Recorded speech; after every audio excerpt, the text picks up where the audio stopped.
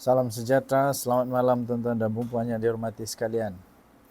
Calon PAS sebenarnya kalah, teruk, memalukan sungguh. Apa tidaknya calon PAS kalah kepada PSM. PSM pun PAS kalah. Calon PAS kalah kepada PSM di 3 PDM tau. 3 PDM. Ini satu pukulan memalukan, sungguh memalukan kepada PAS. Calon PSM boleh kalahkan PAS di 3 PDM. Bayangkan apa sebenarnya yang sedang ditunjukkan oleh pengundi-pengundi di air kuning. Calon Perikatan Nasional PN dari PAS kalah kepada calon Parti Sosialis Malaysia atau PSM di 3 pusat daerah mengundi PDM dalam pilihan raya kecil air kuning kemarin. Selain itu, PAS turut kehilangan 3 PDM yang dimenangi dalam pilihan raya umum lalu. Apabila hanya berjaya mengekalkan hanya satu daripada 4 PDM yang dimenanginya sebelum ini. Kesian. Inilah indikatornya rakyat menolak politik PAS yang lucu. Lucu betul. Calon PSM tu telah berjaya menewaskan calon PN Ustaz ni di PDM Banir Utara apabila mendapat 39 undi berbanding calon PAS yang hanya mendapat 22 undi saja. Hai kesian. Calon UMNO dari BN menang di PDM ini dengan mendapat 153 undi. Jauh meninggalkan. Tapi yang paling penting calon PSM ini pun boleh kalahkan PAS. Kesian. Manakala di PDM Kampung Coldstream pula, calon PAS hanya berjaya mendapat 23 undi juga. Berbanding calon PSM yang dianggap sangat kerdil ini, yang mendapat 66 undi. Aduh, kesian PAS. Mendapat 66 undi, manakala calon BN mendapat 708 undi. Tiada kaki langsung tak ada lawan ni. Kemudian calon PAS juga paling corot di PDM Air Kuning sendiri. Di PDM Air Kuning sendiri calon PAS paling corot di PDM Air Kuning Selatan ya. Bukan Air Kuning, tapi Air Kuning Selatan. Apabila hanya mendapat 31 undi saja. 31 undi, 31 orang dia yang suka PAS di Air Kuning Selatan. Dia dapat 31 undi berbanding calon PSM yang dapat 107 undi. Alamak ai. Manakala calon BN mendapat 346 undi. Dalam PRK ini calon PAS hanya menang di mana? Di PDM Tanjung Kramat. Dari 20 PDM yang ada di Air Kuning. Kasihan sungguh. Satu saja. Satu saja, yaitu PDM Tanjung Kramat. Pada peringkat awal, calon PAS dari PN dijangka akan mendapat undi simpati dari pengundi Cina ekoran kes pemusnahan ladang durian di Raub. Namun tindakan PAS memainkan isu babi, khinzir dari perspektif perkauman telah menyebabkan 90% pengundi Cina menyokong calon BN, 9% mengundi PSM dan hanya 1% mengundi calon PAS. Calon Barisan Nasional BN, Muhammad Yusri Bakir, menang PRK Dun Air Kuning, Perak dengan majoriti 5,006 undi. Berbanding hanya majoriti 2,000 pada pilihan raya yang lalu. Ini 2 kali ganda nih. 2 kali ganda lebih. Jadi tuan-tuan dan puan-puan, inilah indikatornya bahawa rakyat sudah tidak lagi minat dengan politik PAS. Keputusan rasmi itu diumumkan oleh Suruhanjaya Pilihan Raya SPR malam tadi. Muhammad Yusri yang juga Setiausaha UMNO bagian Tapah meraih 11,065 undi, manakala mengatasi Abdul Muhaimin yang hanya memperoleh 6,059 undi.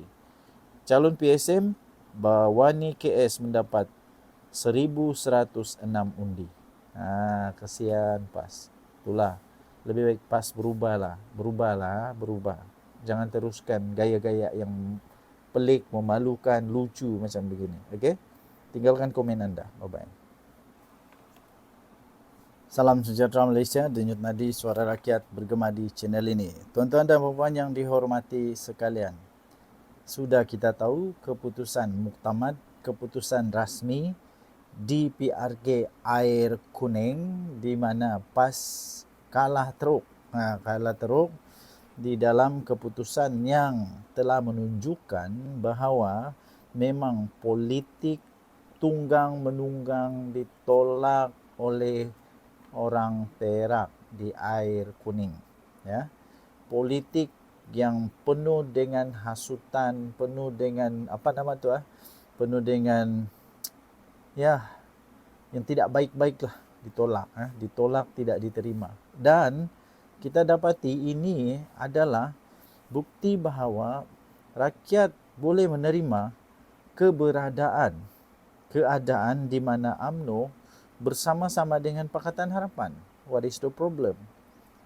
Yang kita tahu negara Malaysia sekarang dalam keadaan yang sangat makmur, sangat dalam jalan yang benar, yang betul, yang tepat untuk menjadi makmur. Jadi ini buktinya bahawa kerajaan telah berjaya mentadbir negara ini.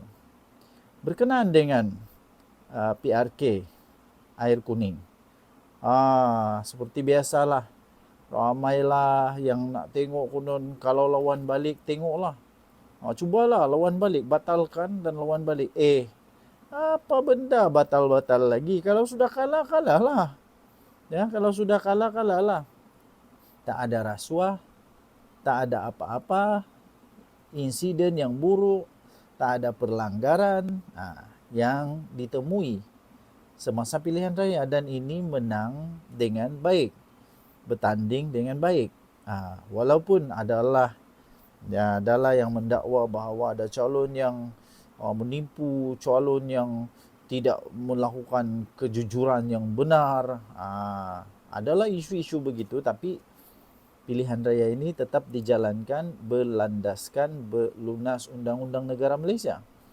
Dan kerana itu, keputusan rasmi menyatakan bahawa menang. Sudah menanglah. Apa mau ulang lagi?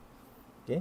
Dan saya yakin, tuan-tuan dan puan-puan, kalau ulang tayang sekali lagi pun, memang menang juga. Lepas ni mau tunggang apa lagi pula? Isu tentang khinzir, sampai ada orang masuk sungai cari tai khinzir, sampailah ada orang sungguh-sungguh datang ke negeri orang untuk mendedahkan ada khinzir lah, apalah. Yang orang Perak tenang je, orang Air Kuning tenang je, tak ada pun bising-bising ke apakah, semua okey je. Lagipun perniagaan itu perniagaan yang benar, yang betul, ada lesen, dibenarkan dan membayar cukai. Mereka tidak ada salah apa-apa. Semua dilakukan, semua dilaksanakan, perniagaan itu dilaksanakan dengan betul. Jadi itu hanyalah retorik politik saja. Yang akhirnya saya fikir antara sebab kenapa kekalahan, kerana mereka hanya memainkan retorik seperti ini yang tidak ada pun manfaat untuk orang di Air Kuning. Manfaatnya hanya untuk menang pilihan raya ajalah. Lepas tu nak buat apa? Kalau dihentikan perniagaan yang sah itu, apa pula yang terjadi pada ekonomi di sana? Itu sudah lama, berdekat-dekat, berpuluh-puluh tahun dah di sana. Sebelum pilihan raya lagi sudah di sana.